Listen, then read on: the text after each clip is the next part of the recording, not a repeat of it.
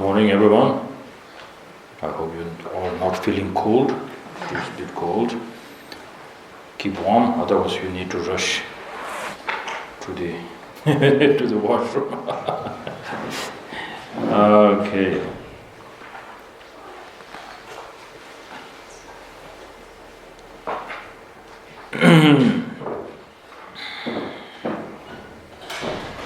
Now, if you could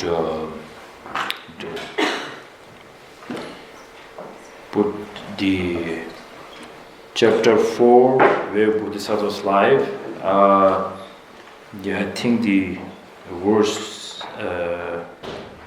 verse's number is 43.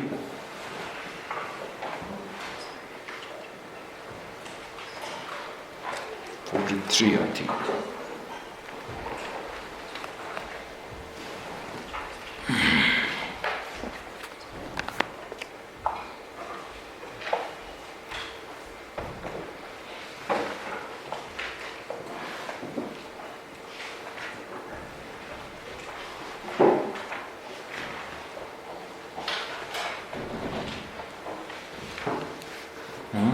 Oh yeah.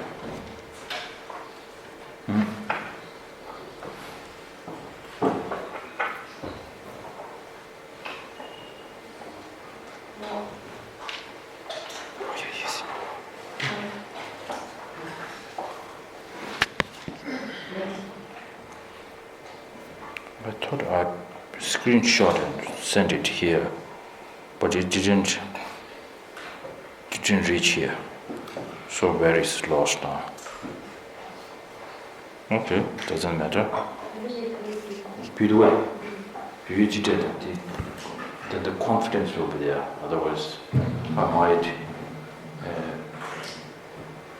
edit it. The Shanti Deva's work.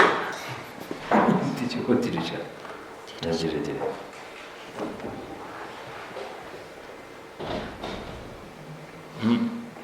What did you do? Sure. And now, before looking at it, let's remember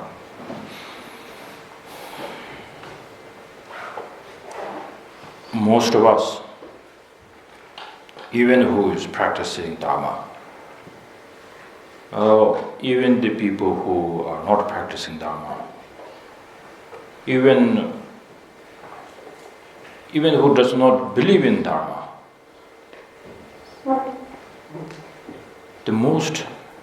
the problem, to be honest, that yes, there is a problem outside there, but the bigger problem is how we hold so strongly and grasp towards that. And then through this, all the negative emotions becomes very strong. And this is how the hatred, this is how the war started. This is the family fight starts. That's 100% sure. But it's very strange that none of us are willing to fight against our own inner enemy, but we always try to fight with the outer enemy.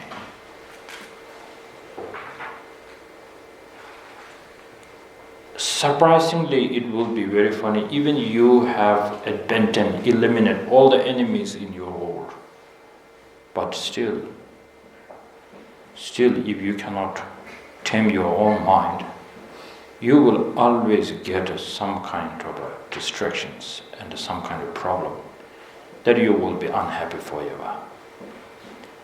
That's quite sure. So now, in the past, the great masters like this Shantideva, when he teaches about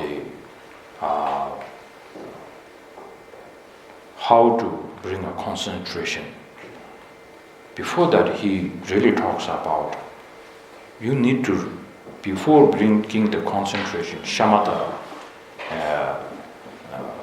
what you really wanted to strengthen your mind is,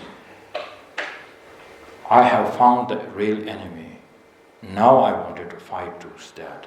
That is not the outer enemy, which he calls, he labels as an ordinary enemy. But now the real enemy is the inner enemy. He says you can forgive the outer enemy in any kind of situation. Because they are very nice way he puts that in the 6th chapter. He says how much they have a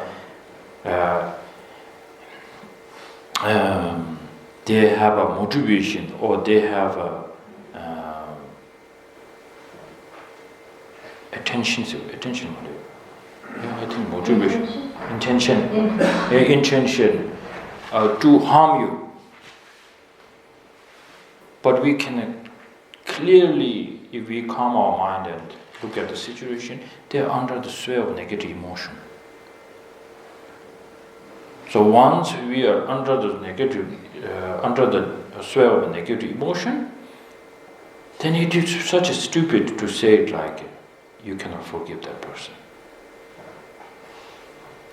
So now, if you really wanted to fight against your own inner enemy, then you have to say, this I will never say like, oh, I will forgive. That you don't want to be under the sway of negative emotion. That's in your control. Outer enemy who is really enjoying every moment to harm you, to bring a bad reputation on you. He's really enjoying, but under the sway of negative emotions. But for yourself, you cannot change that for him at this moment. But first you really need to change your way of thinking. That is why Buddha says,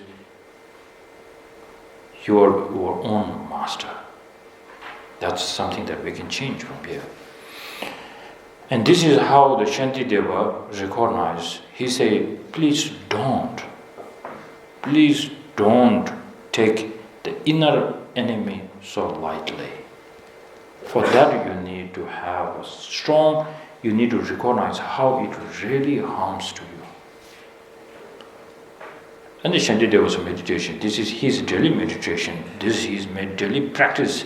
So now if you look at the verse number 43, in Tibetan it says, Dila dagi shenchashi, kundu sung yultete, nabatinte nyomoba, nyomon jumche madoso.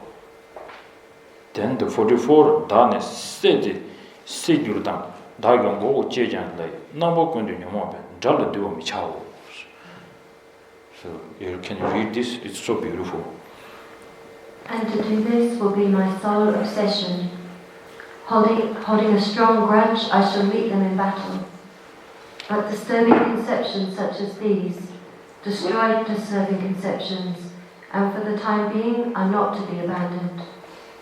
It would be better for me to be burned, to have my head cut off, and to be killed, rather than ever bowing down to those ever-present disturbing conceptions. So, person who is going to do a meditation, so then he needs to have a strong kind of to hold the position very strongly. Some meditators says that when you are meditating on like impermanence, and then even your phone rings, even an emergency call comes up, I'm not going to pick up the phone. You hold this position. But now Shantideva, he came to realize that if you cannot conquer the inner the enemy, that really is the brings the horror into your life, brings so much when we talk about unauspicious things, that's through our own mind. So if you cannot bring that down, then he says, to burn, to cut off and kill. This is nothing new. It's already been in the past. But still, this hunts me down, this negative emotion, it really hunts me down. Wherever I'm born, it really hunts me down. So now, I make a strong decision, hold this position, and then now I am going to, normally to have a grudge towards your enemy is not very healthy. But now here it says, holding a strong grudge, I shall meet them in battle. That sounds like very heroic action. There should be one music like dun dun.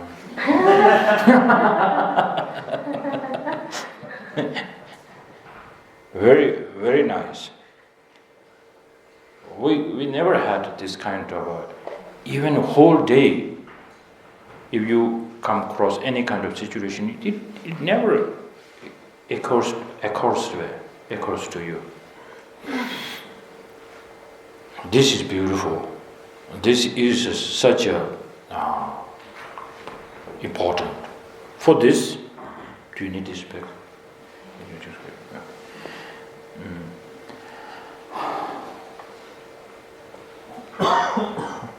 Now, in Buddha's teaching, keep this in your mind. The Buddha's teaching from A to Z, whether it is in the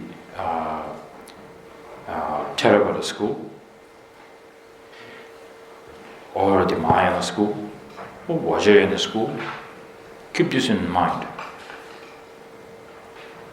In all these practices, Buddha will always remind you to hold this grudge towards this enemy, which is our negative emotion and the self-grasping. Hold this. In some of the teachings, some lamas will give a teaching that in a Vajrayana, so you don't hold grudge to your negative emotions. You just use it. You might hear this again and again, but that doesn't mean using your negative emotion as an attachment, using this to bringing the realization. Buddha never says, don't hold this grudge. As you hold the grudge to enemy, you shouldn't. It always reminds you have to hold this grudge. Every time when you practice Dharma, you have to hold the grudge to your negative emotion, 100%. So in Buddhism, all these techniques,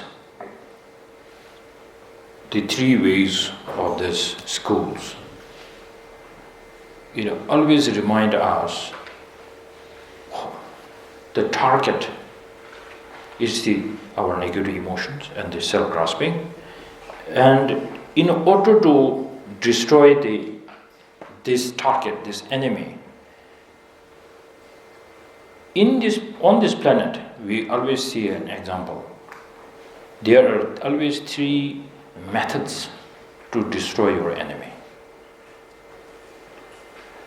The first one is get a gun and kill him on the spot. Second one is making a friend with the enemy.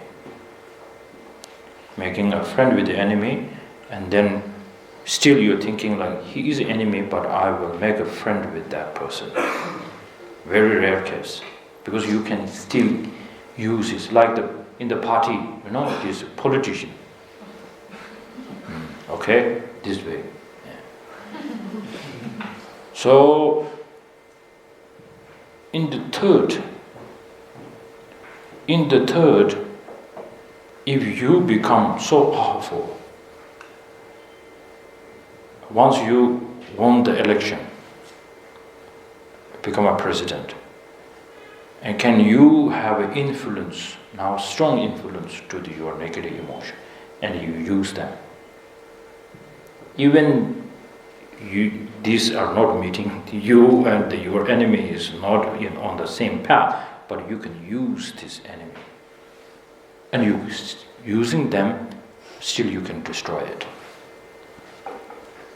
Those are the three things in our normal life, we do that. But if you forget, if you don't have the awareness, or if you lose that target which you have marked as, it is my solely enemy. If you lose this, then that battle is not the battle of Dharma. So you have to remember that. And then in these three schools, the Theravada school, in the Mahayana and Tantrayana, all these talks, different methods, but same enemy. So you shouldn't take that light. Some of us, we might like the idea. My teacher will always remind me that some people might like the idea to take using the attachment as to bring more realization. Oh, that sounds so cool. Why? You wanted to use the attachment because you like attachment. So that means I'm going to work with my enemy, that I don't care if he takes over me. So then I should meet them in a battle list. You will not win. So in this battle, you might get hurt, you might get killed, you might end up in a hospital. Whatever it's saying now, I'm not going to surrender, because I have surrendered up to now. So then, in order to have this no more surrender, I need a great concentration. Then, if you look at all the sutras and in the Buddhism, all the meditation, all the mindfulness teaching is based on that.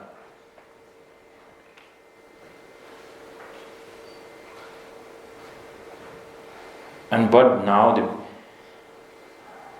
I could maybe say this. Maybe some people might not like it. So,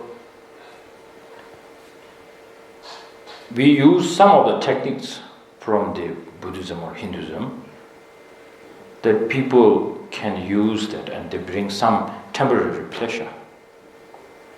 And then this is good for business. But the Buddha never used that technique, just technique to make other people enjoy. But he used his old technique as from the day one I told you, there is a ripening path and there is the liberating path. Buddha always stay focused on the liberating path. This is the liberating path we are talking. In order to bring on the base, on the foundation, on the path, on the track, going on the track of the liberation path, and we need a method to bring much merit, support. So then we are bringing all these necessary methods, all the other rest of the 5 paramitas: generosity, ethical conduct, patience, concentration. What's left? Joyous effort or enthusiasm. Oh, the joyous effort. The joyous effort. Oh, joyous effort is so beautiful, which I don't have.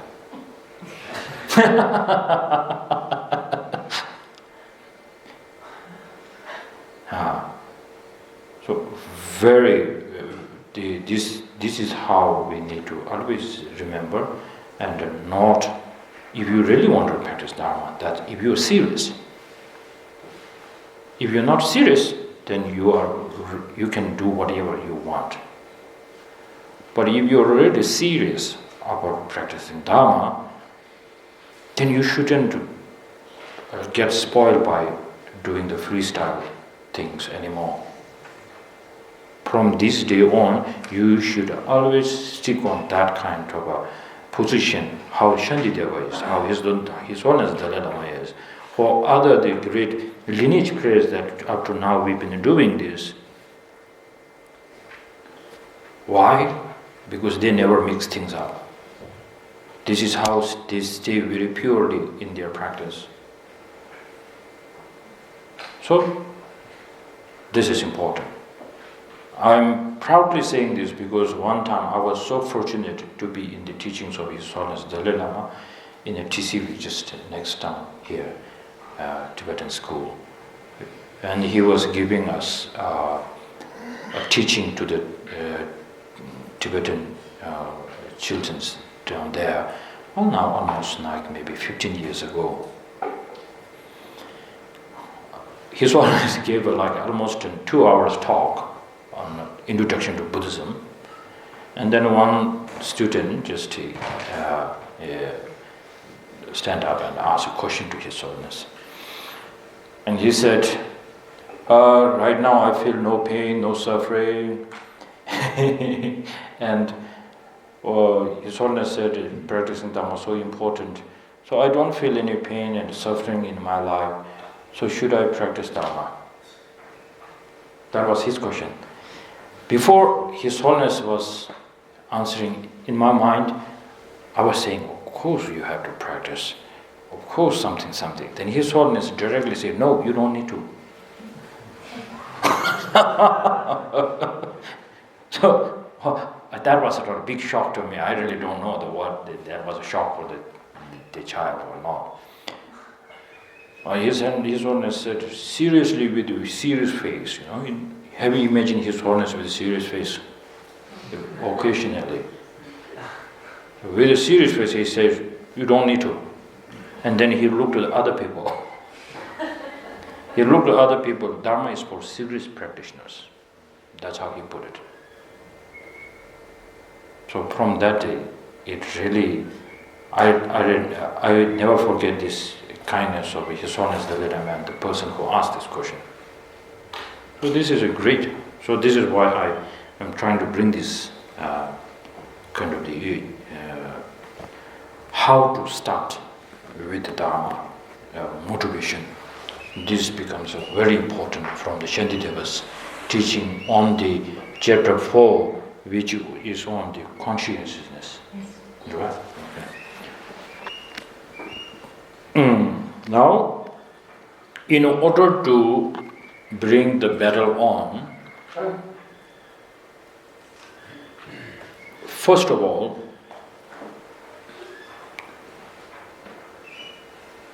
if you wanted to fight to the negative emotions and the ignorance mind, self-grasping,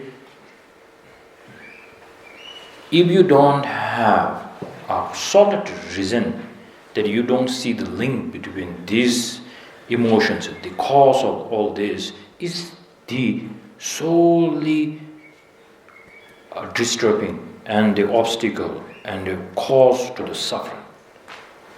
Obstacle to me and a cause to all these sufferings.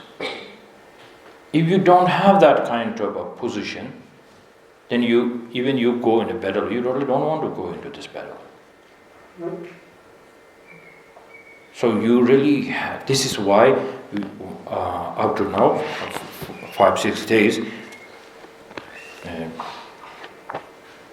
we are not jumping to the solution yet.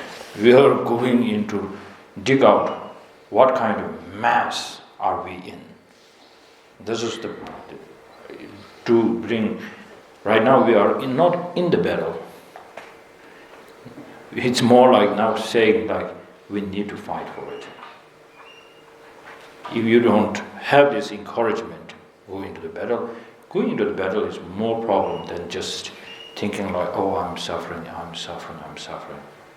So now you wanted to go in battle and then to fix that once and all, that takes quite an encouragement, unless you don't have quite a strong understanding of that, how deep should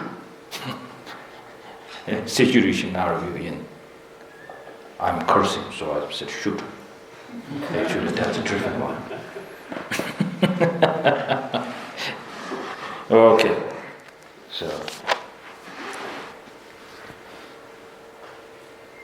so now, if you look at where we are left off yesterday,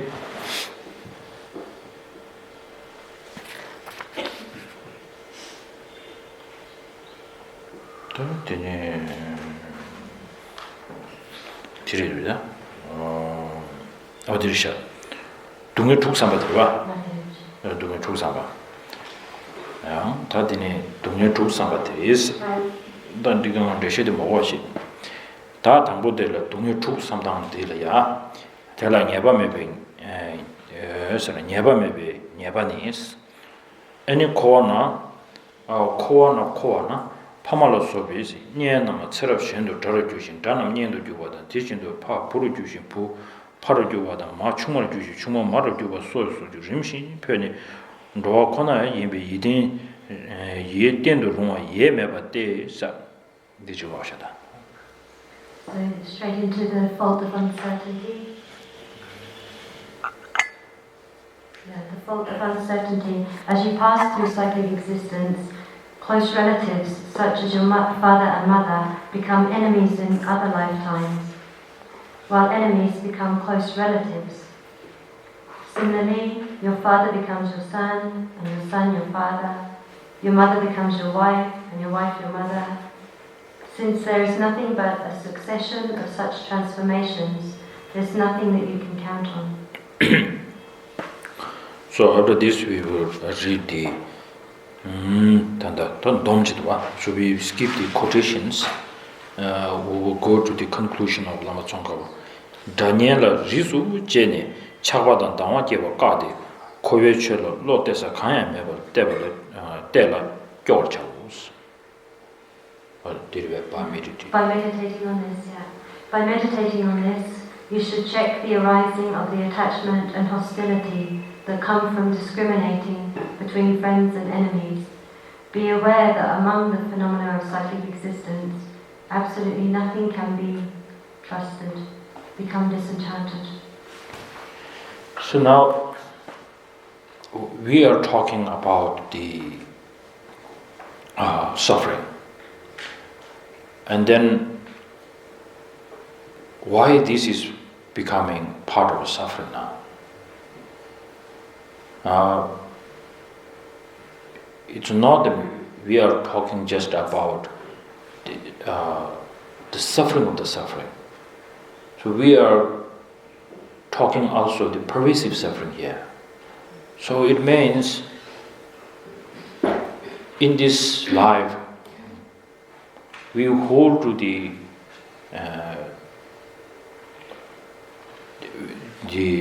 case of having attachment to a family, aversion towards your enemy. All this comes because I'm not talking about emptiness here. We are talking about how you are locked at the object of life. He is my enemy. You hold to the situation that 99% he is bad. You hold to that. And you hold your loved one as like, they're so great, they're so kind, you hold to this very situation tightly, where it becomes very easy to bring attachment and aversion.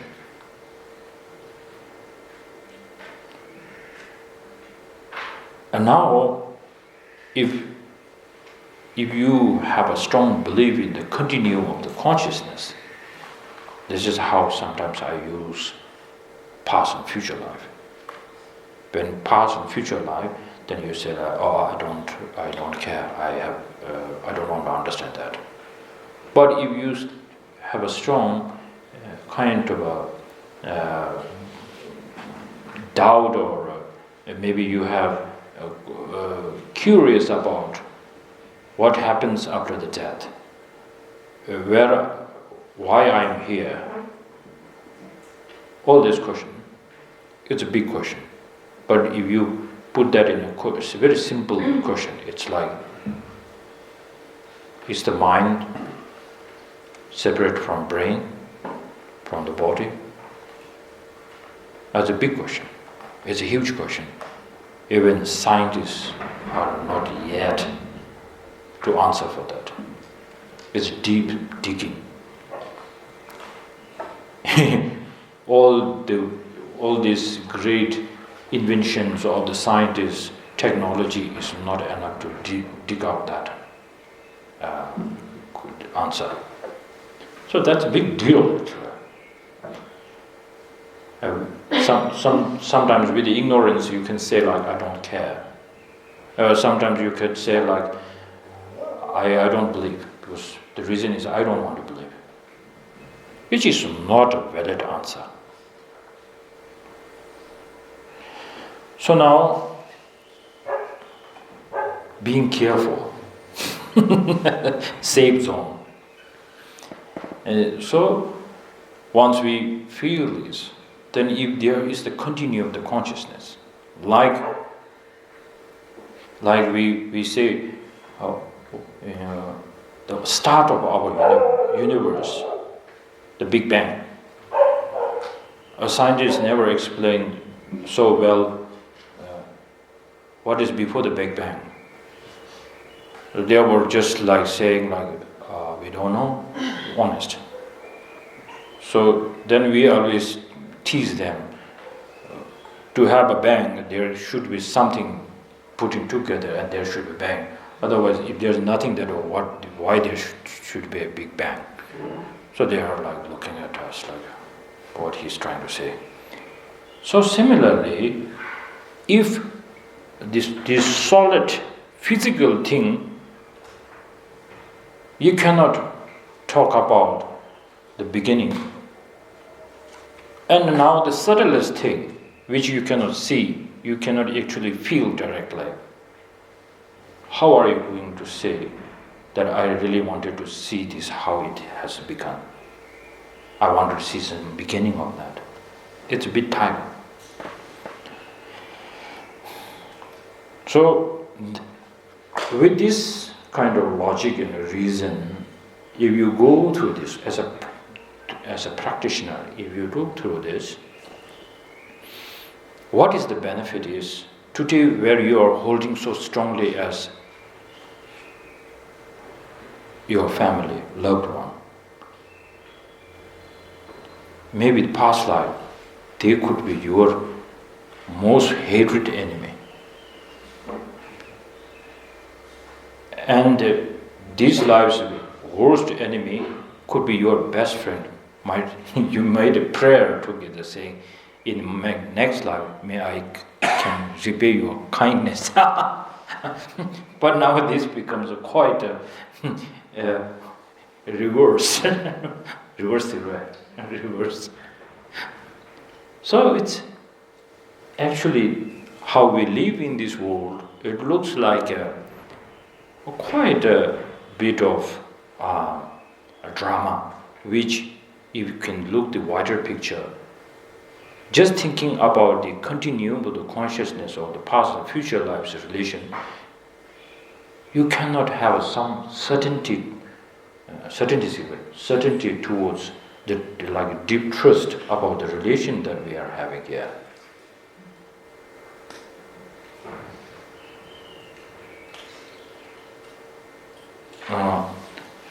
Nyeba meba setru bata, nyeba maybe nyebas.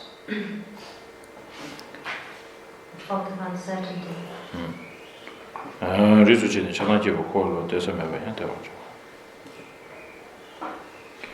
Ta tang om ma shibing The second one. Da di lung di lo mo obje dewa de debi na she semjin re jang ngar no shi jizum tong ba tang dong yan ta lam la la jizum tong ju wa sem ba wo de ne di chon ba zam de ko yo bu zong cho ba de lung ye de le ma nyong a me be chue sem de yi ge wa cha ge de dewa long je be yi sim bi chi na si be dewa ni jizum long je jang sim ba me be sim ba me be 치 치르세발라 페버 조신 대장 코와르릉도 참베 대와테 다기 차점에 미비 눈에 신도 소요가와는 빠도 매버나 교로스다 디지로. The fault of insatiability, after the quote, it says, think about it. Think about it. Each living being has drunk so much mother's milk in the past, and yet, without training on the path to liberation, will drink that much again in the future. This is just an example. When you reflect on how you have no lack of experience with the wonders and sufferings of cyclic existence, you should become disenchanted. You indulge in pleasures in pursuit of satisfaction, yet, with worldly pleasures, you are never satisfied, no matter how much you enjoy them. Hence, time after time, your craving grows, and on that account, you wander for ages through cyclic existence. For an immeasurably long period of time, you will experience intolerable suffering, which those pleasures will not ameliorate in release. Mm-hmm. So now, all this purpose of bringing these the quotations and its commentary on this quotation by Lama Tsongkhapa, it is to tell you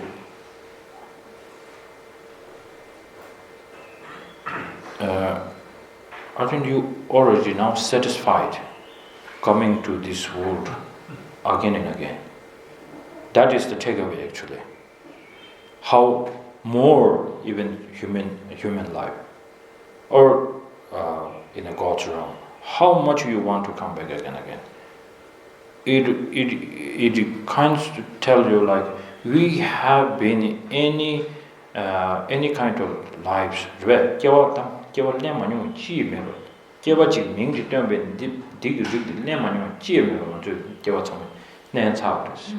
There's no rebirth that we haven't taken before. We've been born everywhere and before.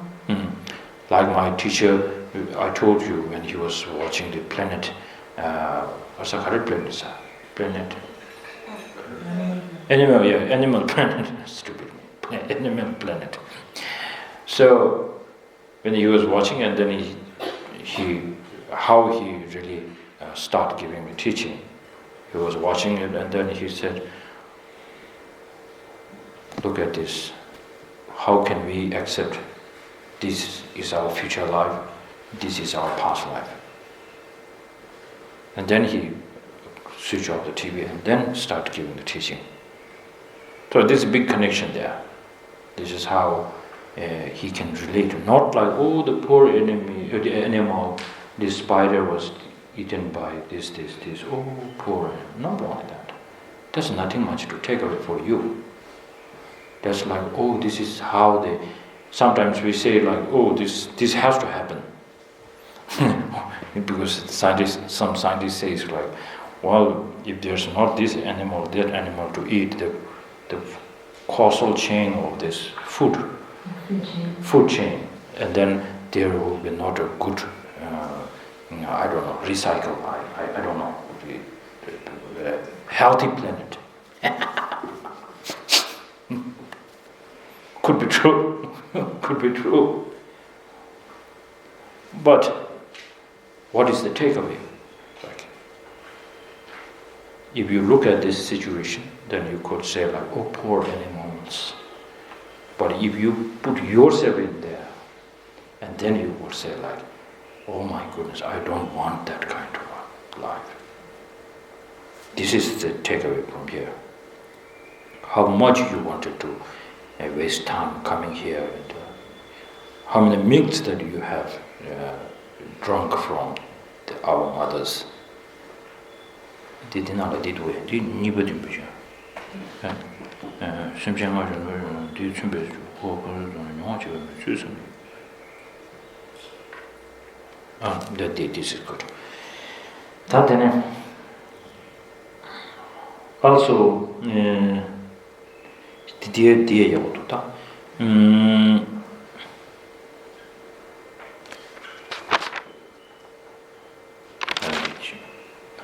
Tate digi wadli ya.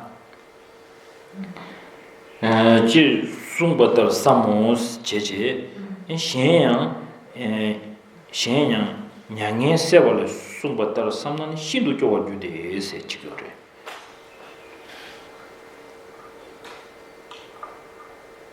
Di wozmido. Nyangye sewala se du nyangye se du kare.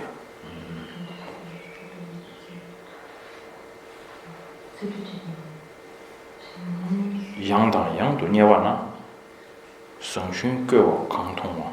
So think about this. Furthermore, you will become very disenchanted with psychic existence if you reflect on what the alleviating sorrow Sukha Vimadana says.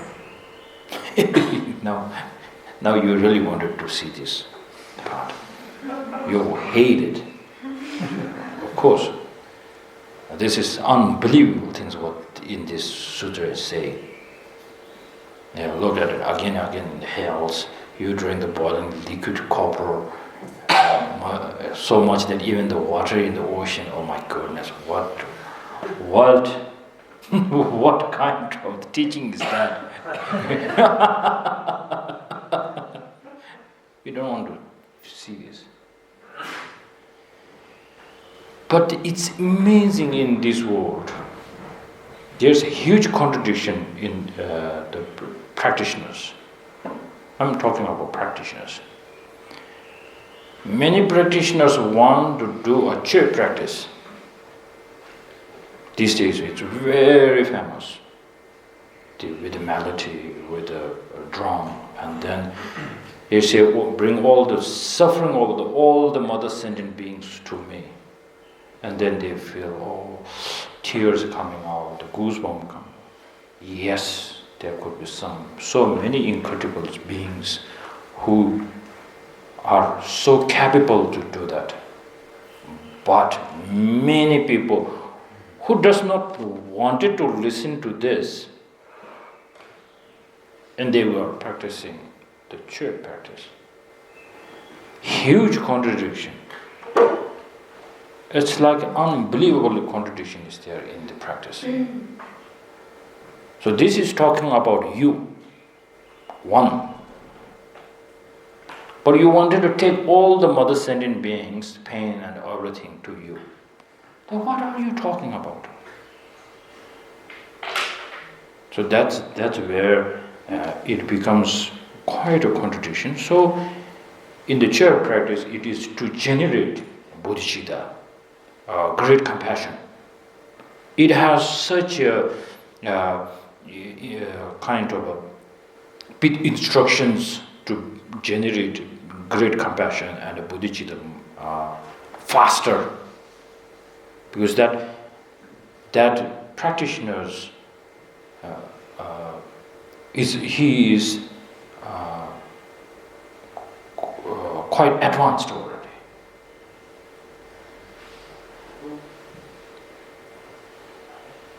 And now that person who is advanced has to be advanced with that too,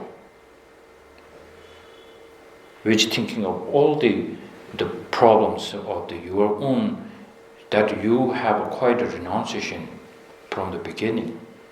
And now you will think like, my suffering, how much I have suffered, that's okay, but I cannot see in one moment the suffering of others. Then the church practice becomes it's more like you're thinking suffering one by one, and you are thinking suffering all together at the one time, and you really can bring an energy of great compassion. So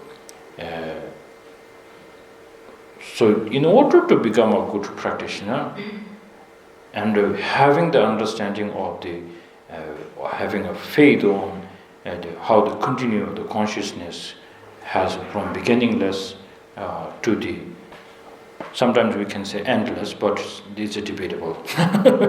When you become no more learning, then they say, now this is the end. But this is not the really end. It is the end of the suffering and under the sway of the negative emotions and the imprints, for sure. But the consciousness continues.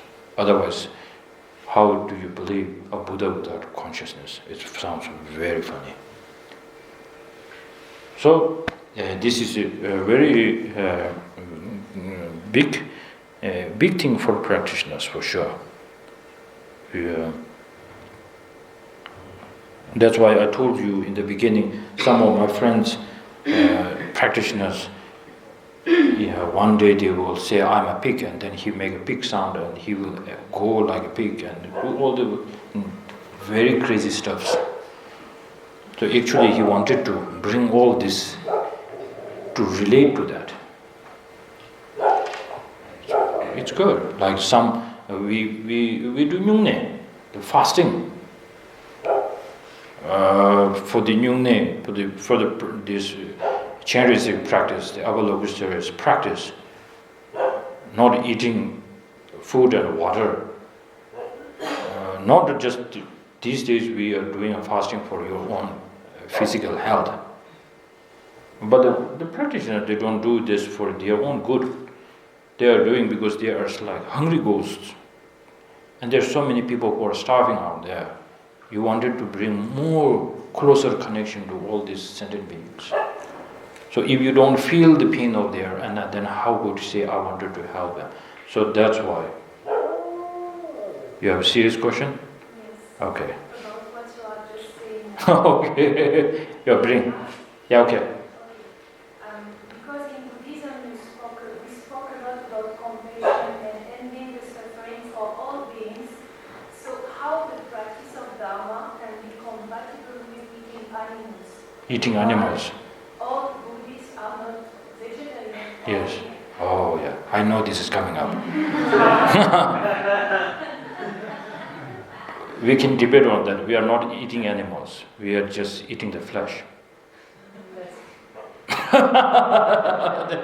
then now, yeah.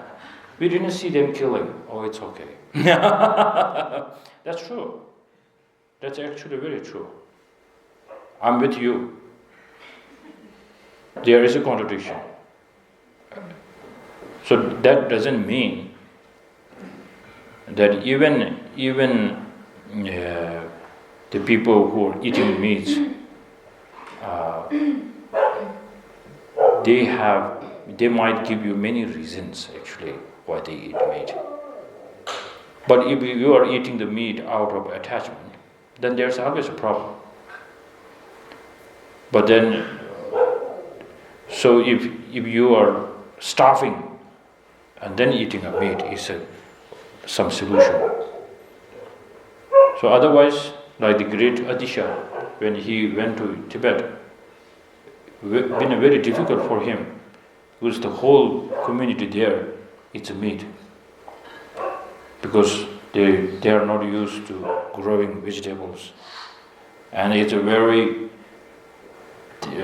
cold desert place. So everybody is eating meat, and the Adisha was having quite a problem. It means that a great practitioner himself is a vegetarian. Yeah, there's a contradiction. So that doesn't mean I can still support eating meat. Eating meat is not good. That is not a good way to bring in a practice of compassion, for sure. But once you become, it's part of your habit. And then it's very difficult. Yes?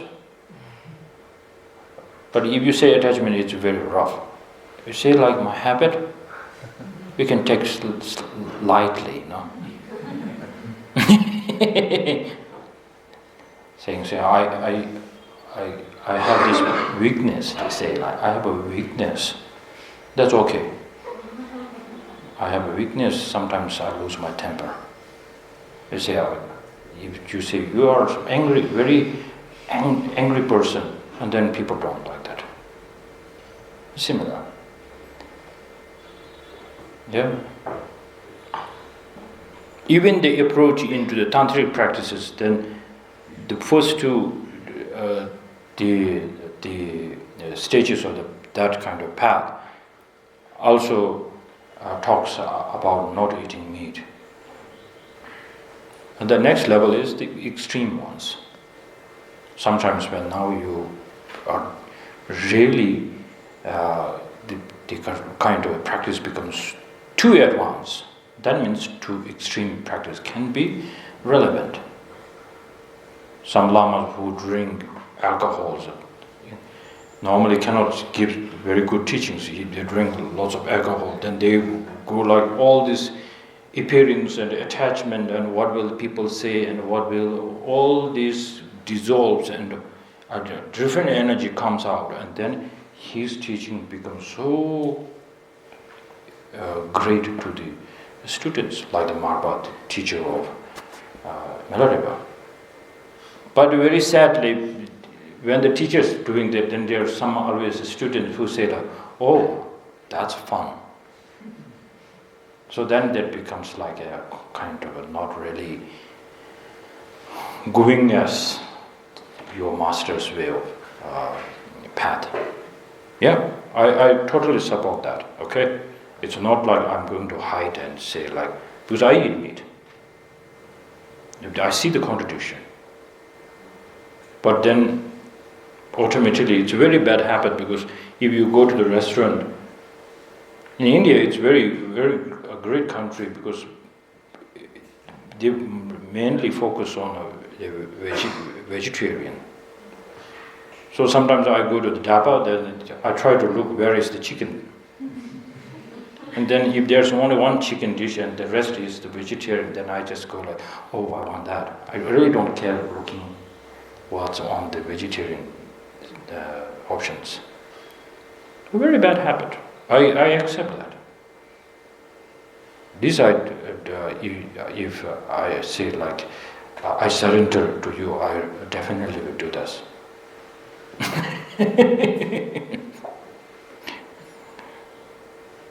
It's very funny. We stop here now for a break. Before the break, I wanted to share you a very funny instant. The moment that happened with my friend, one practitioner, a monk. So he went to Ladakh, and then in Ladakh, he found a place, quite a good restaurant, and then he and his friends, monks, started eating and ordering a non-vegetarian dish. And then next to him there were like a Jain family. So then the Jain family, when they finished their food, then they came to meet that Buddhist monks. And with a folded hand, he said, on the religious the lineage, we are brothers. But the difference is that you guys eat meat. So that becomes quite like a strong hesitation there. Hesitation martaka tserva. What's how said? Quite shame or embarrassment. So then he bring this kind of the logic actually. At the time of Buddha, Buddha didn't always focus to his monk, you should be always a vegetarian. He didn't put that kind of direction because many reasons.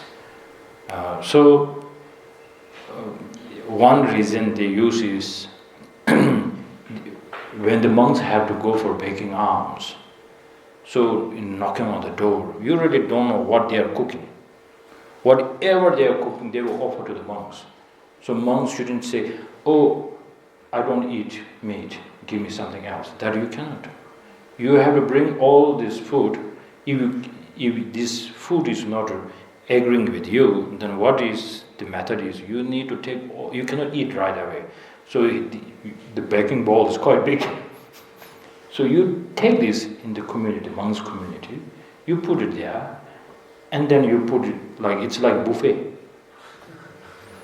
And then the monks who can eat this, that and that thing, they will take it, and then you will get something that you can eat what you're suitable to eat, suitable to that. Yeah. So he used this technique saying we have the custom the begging bowl system and so on, because normally they use it. And then he said, I totally understand that, but you are in a restaurant and you asked for it. He said, oh, I couldn't say anything about that. Same thing. Yeah, that's true. Because we always go through the habit, strong habit. So that's, yeah, of course. I feel comfortable saying habit. Okay, now we stop here. Okay? Om Zashi Puji Shuji Mendon Tam Zera Lenshi Nyende Gyambande Sanje Shindu Mikhe Buwayi Drogen Nanda Shinda Jeva Sho Idam Guru Rakam Vandala